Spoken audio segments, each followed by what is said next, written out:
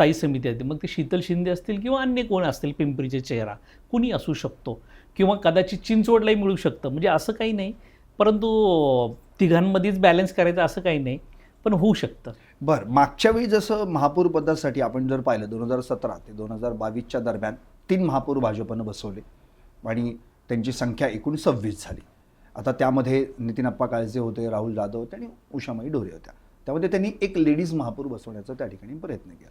आताही खुलं आहे महापौरपद, त्यामुळे पुरुष जेंट्स असं काही विषय नाही आहे लेडीज असं. त्यामुळे तुम्हाला असं वाटतं की आता देखील महापौर पदाचा कार्यकाल हा असाच वाटला जाईल आणि किंवा जे आधी नाराज आहेत त्यांना कदाचित पुन्हा महापौरपदाची माळ त्यांच्या गळ्यात पडू शकेल? होऊ शकतं.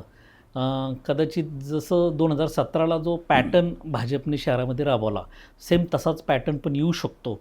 कारण काय माहिती आहे का, म्हणजे 2.5 वर्षासाठी जे काही आरक्षण आहे, सर्वसाधारण आरक्षण, समजा 1.25 वर्षाचा काळ हा रवी लांडगे यांना मिळू शकतो आणि उरलेल्या 1.25 वर्षाच्या काळात जे काही प्रभावी नाराज आहेत, प्रभावी नाराज त्यांना ती संधी देण्याचा प्रयत्न पक्ष जरूर करेल असं वाटतंय. बरं, आणि महिलांच्या दृष्टिकोनातून तुम्हाला असं वाटतं की एखादं नाव त्या ठिकाणी येऊ शकतं, जसं उषामाई ढोरे अगदी शेवटच्या काळामध्ये त्यांना पण 2.5 वर्षासाठी त्यांना महापौरपद मिळालं होतं.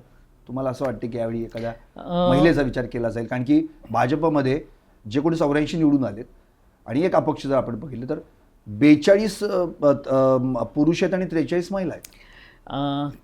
एक आजपर्यंत जर तुम्ही पदांचं रोटेशन जर बघितलं, पद वाटपातना म्हणजे राष्ट्रवादीची सत्ता होती तेव्हाही आणि भाजपचा जो काही 5 वर्षाचा कार्यकाल होता तेव्हाही, 2017ला भाजपचे 77 नगरसेवक होते.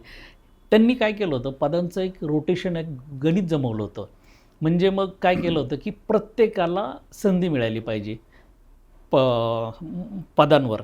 मग त्यासाठी मग जी काही पदं आहेत त्याची आखणी करून मग थोडं कसा न्याय देता येईल यासाठी त्यांची आखणी केली होती. आणि जे काही आपले 77 सदस्य आहेत, प्रत्येकाला स्थायी समिती सदस्य पदावर का होईना कसं जाता येईल या दृष्टीने त्यांनी फार मोठी मागच्या वेळेस तशी नियोजन केलं होतं.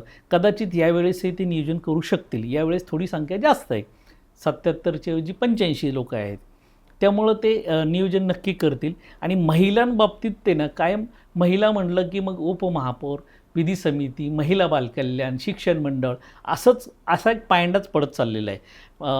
माई ढोरेंना महापौरपद मिळालं 1.25 वर्षाच्या ऐवजी त्यांना 2.5 वर्षाचा काळ मिळाला, कदाचित तसंही होऊ शकतं. परंतु ती जी फेज होती माई ढोरेंच्या बाबतीतली, त्यावेळेस नेमका कोरोनाचा प्रादुर्भाव होता आणि ते पद काढून परत नवीन नेमणं, त्या सगळ्या कंडिशनमध्ये ते योग्य बसलं नव्हतं.